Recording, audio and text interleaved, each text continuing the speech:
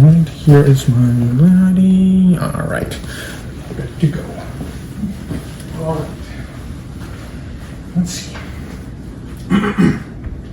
Imagine, if you will, it's a nice spring afternoon. You're going for a walk to the park. You're expecting to hear the bees buzzing, the bugs chirping. And while you're walking there, you notice it's eerily still. No sounds. Looking around for some flora, no colors either. You get to the park and you're tired. You reach into your bag. You want an apple, right? Sorry, no apples. Oh, maybe an orange? Sorry, no oranges either. You're thinking like, man, this really sucks, right? This is a very real, very possible future if we don't take care of our declining bee populations, which is what I'm going to talk to you about today. You see, bee population decline is a topic that is kind of a topic a lot of people have heard about it, and they all chalk it up to something that a lot of people call the CCD, also known as the colony collapse disorder. A lot of people think that it is a single sickness or an illness that affects bees, but in reality, it is caused by several different environmental factors. Now, some of them are viruses and bacteria, but a lot of them are also parasites. But biggest of all, by a huge margin, are pesticides. Now, specifically, according to the EPA, neonicotinoids. Now, neonicotinoids are kind of horrible. Bees pick them up from flowers, take them to a colony, spreads around, and eventually the bees absorb it, which leads to them having a super weak nervous system, leaving them, of course, weak.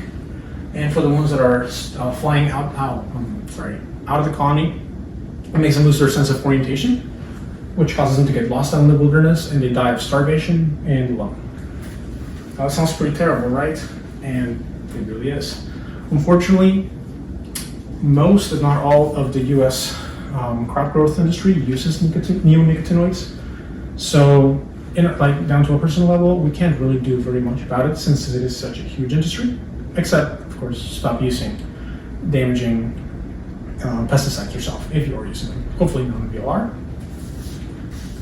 Now, the second biggest cause that has caused bee populations to decline is habitat loss, specifically due to human development and, personal pet peeve of mine, traditional lawn culture in the United States. Now, according to the Xerces Society of Invertebrate Conservation, lawns can be referred to as ecological deserts. And this isn't really an exaggeration, as they provide little to no food or shelter for pollinators, especially bees, and anytime anything tries to grow, it gets immediately cut down.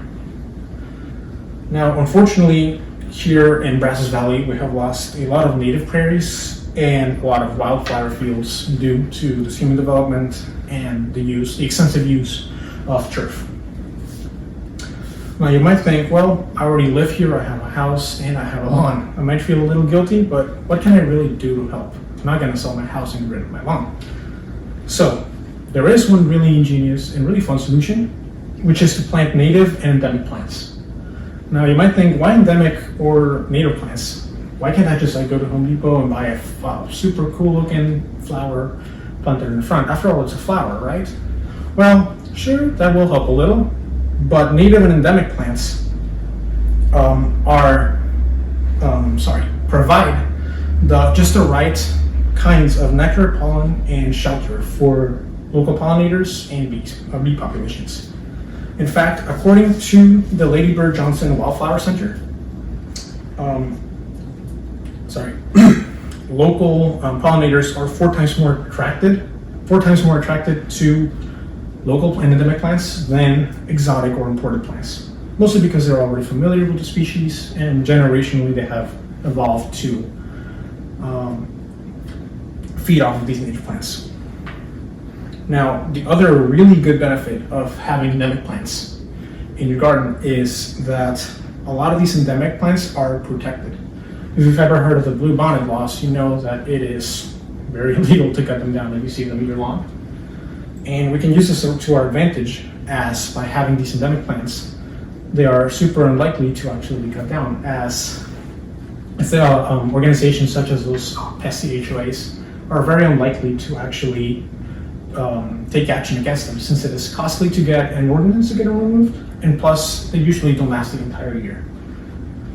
Another benefit of having these endemic gardens is that they need a lot less maintenance than regular turf, as they are already used to the environment in the water stages from their environment.